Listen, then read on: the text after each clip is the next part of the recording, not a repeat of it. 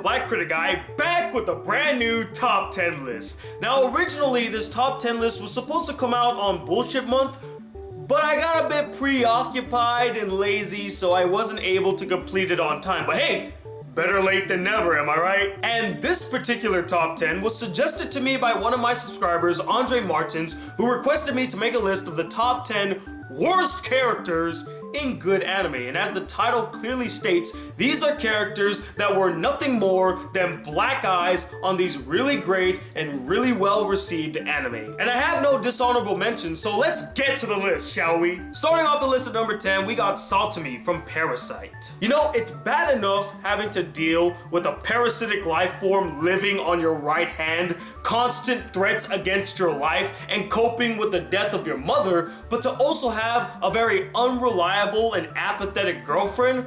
I mean, come on, give this guy a break. Now, to be fair to Saltami, she does try her darndest to be supportive, but it's just not enough, as she isn't very helpful or even understanding to Shinichi's plight. In fact, she comes off as more of a hindrance to Shinichi than an actual asset, somebody that he can rely on. I mean, she's supposed to be his last connection to humanity, keeping him grounded, but instead she berates and scolds and guilt trips him constantly throughout the anime. And that's not even taking into consideration the lack of range this character has. She may not be entirely bad, but that don't make her a saint now. She's the worst kind of neutral. She's a Creating meaningless drama at the number 9 spot is Kazumi Yoshida from Shakugan no Shana. You know what's awesome? A fiery tsundere wielding a katana and kicking all sorts of ass. You know what's not awesome? An average, by-the-numbers high school girl character whose only real purpose in the anime is to be a love rival and to throw in some pointless high school melodrama bullshit. That is Kazumi in a nutshell. Seriously, the only reason that this character even exists in this anime is to throw a wrench into Yuji and Shana's relationship, but it's unconvincing because we all know that Yuji would never pick this girl in a million years. I mean, come on, Shana is a bona fide badass who wields a flaming sword. What the hell does Kazumi do in the anime?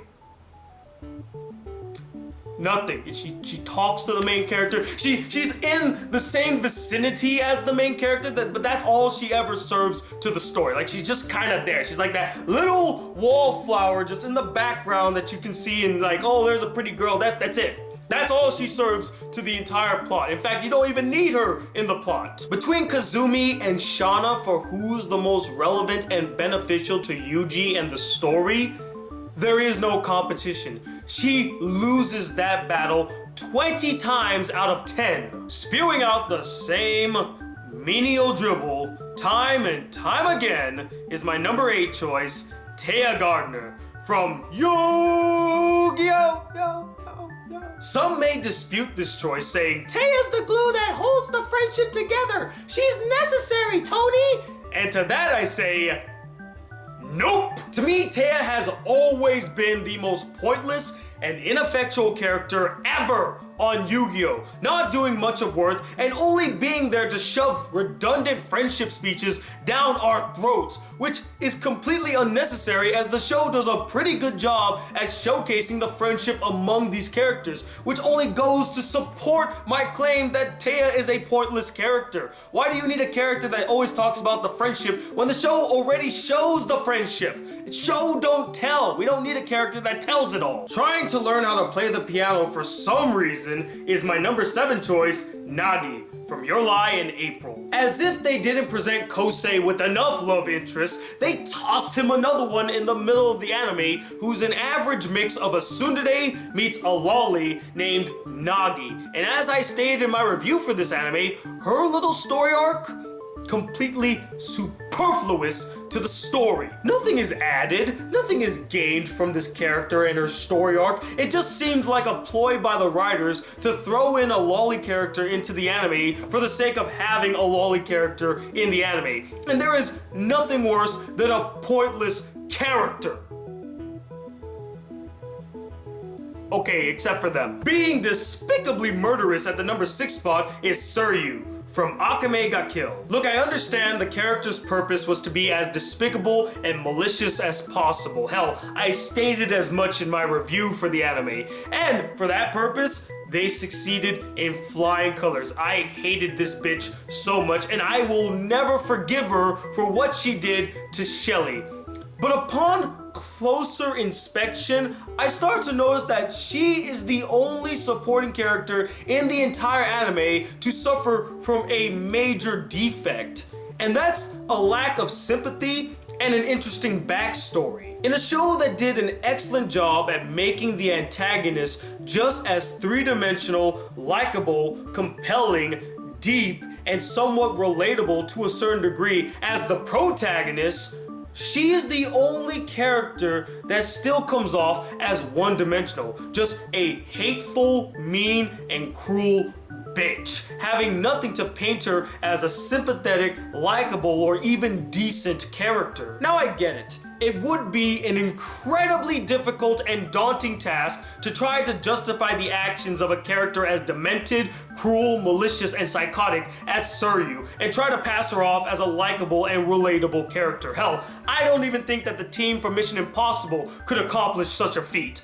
But the sad truth is that the writers didn't even attempt to try to make the character likable. They just said, oh, she's just so bad that there's just no way that we could ever possibly redeem her. And that's problematic. You should not just give up on a character just because they're so cruel and malicious. I mean, I've seen shows that had characters that are the main characters who do really despicable things, but they find a way to make us kind of root for the characters, and they still come off a bit likable and entertaining. In this show, Suryu is just a complete bitch the whole time, and there's never a moment where the audience will ever sympathize with her plight. They'll never want to connect to this character. They would never care for her. Transitioning from a bitch character to an asshole character, we got my number 5 choice, Yana from Golden Time. This is the same problem as the previous one. In a show that did a very good job at developing their characters and making them come off as likable, Yana is a complete asshole. And for no good reason. He treats one of the nicest characters in the entire show like shit. And for what? They never explain it. They never say why. He just is an asshole to her. Look, I get it, bro. You don't like her in the same capacity as she likes you. But I mean, come on, there's no need to be a dick about it. And the show never once attempts to show things through his perspective to give the audience some insight on the character and why he behaves the way that he does. Nope, he's just an asshole. Annoying the ever-loving shit out of me is my number 4 choice, Himeko Katagiri from Pani, Poni, Dash. The bitch is just annoying.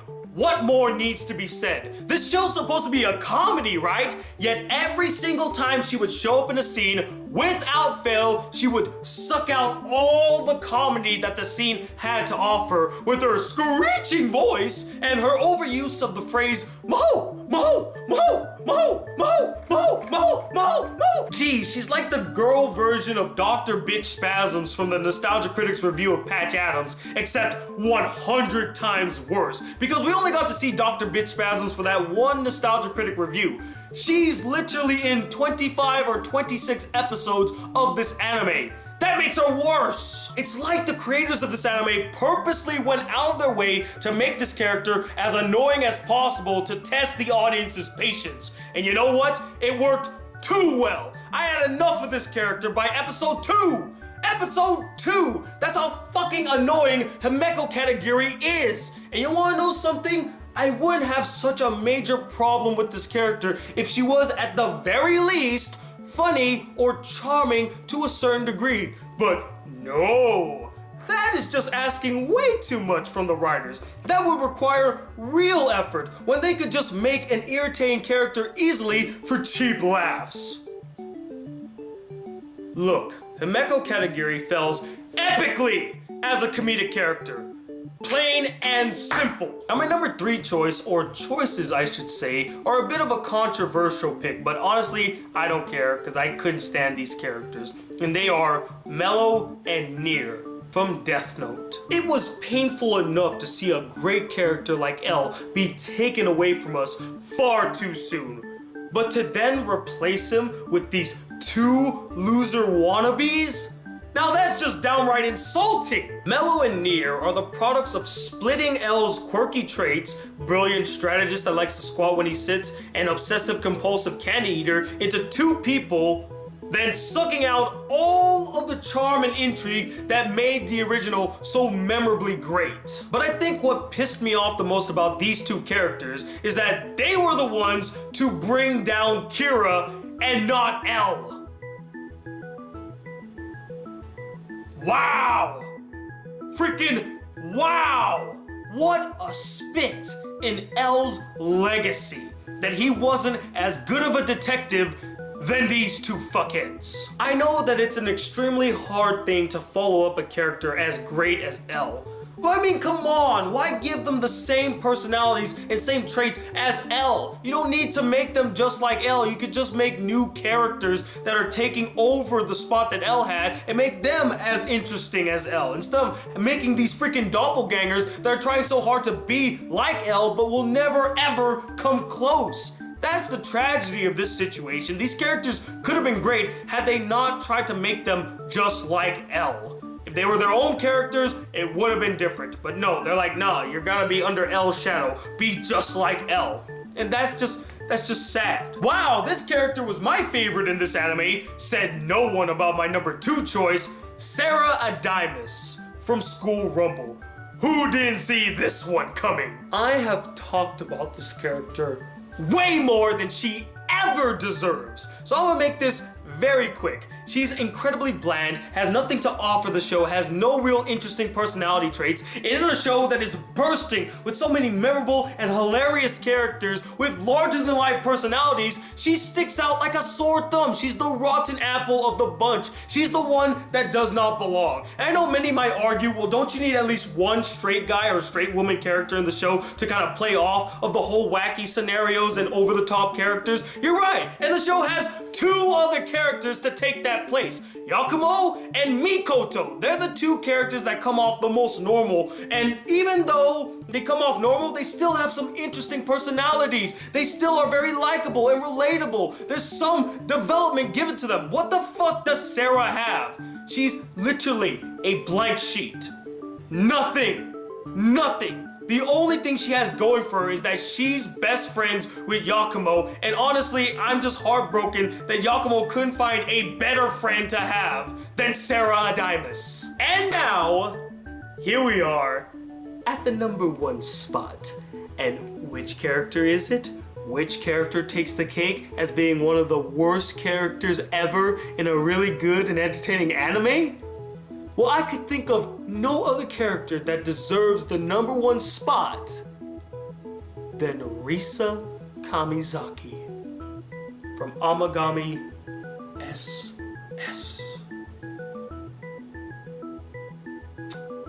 Dear Lord, Risa. My hatred for this character knows no bounds. In fact, after thinking long and hard about it, I hate this character even more than Sarah. Even more than Sarah! And you all know how much I fucking hate Sarah. But no, she is definitely way worse than Sarah could ever be. At least Sarah, she's bland. She has no real character trait to her whatsoever. This one, the personality that they gave this character is downright deplorable, and her actions are messed up and despicable. And the fact that they even tried to redeem her is insulting. It's insulting.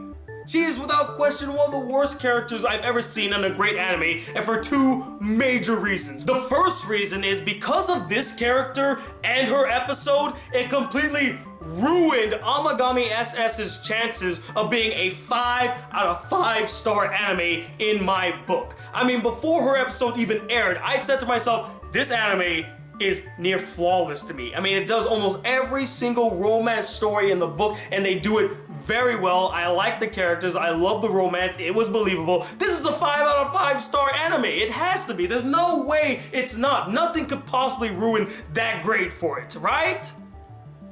and then I saw her episode, and my whole opinions about the series changed. I said to myself, there's no way I could possibly give this anime a 5 out of 5 with that piece of shit episode being a part of the series. It's just no way. It ruined it for everybody. And I know what you're gonna say, Tony, really? Just that one episode changed your grading for the series as a whole? Yes, it does, because of what happens in the episode. And that's the second reason why she's number 1 on this list. And that's because they explain in that episode that Risa is the reason for Juichi's heartbreak. She's the reason why the character was so depressed and so alone and didn't want anything to do with girls for 2 whole years. She ruined his life.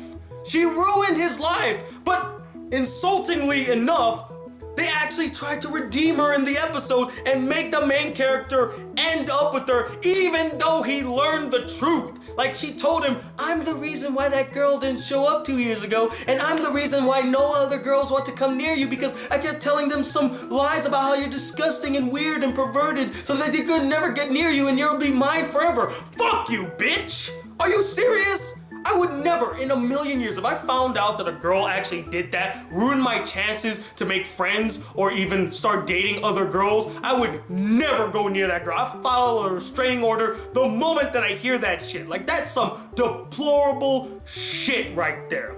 I mean, the fact that they even try to redeem it. I mean, I know in previous choices I said that they didn't even try to redeem a character, and they didn't even try to make the character interesting. This one, they did try to redeem the character. There was such a piss poor reason. It was poorly executed, and I didn't buy it whatsoever because I didn't feel a connection between her and Juichi. It was based on lies. It was based on lies. So yeah, that one episode did tarnish the reputation of Amagami SS, and there's no other person that I blame more than Risa for that tarnishment. And that's why she is the #1 worst character in a great anime. And that, ladies and gentlemen, was my list of the top 10 worst characters in good anime. And I would love to know what you guys thought about my list. Did you agree with it? Did you disagree with it? Did you feel like I left any characters out? And in the comment section below, let me know who is the absolute worst character you've ever seen in a great anime. And also, if you guys would like to donate and support the Black Critic Guy some more to help this channel keep on going, you can donate to my Patreon, link in the description. And if you'd like to send me any fan letters or fan art, you can mail them to my P.O. box. Here it is right here, and there's also it in the description. And stay tuned, more videos will be coming your way. And until then, guys, if you would like to see more videos on this channel, be a part of the Black Critic crew, please hit that subscribe button below, like this video, really enjoyed it, and I'm Tony the Black Critic Guy. Till then, peace, YouTube.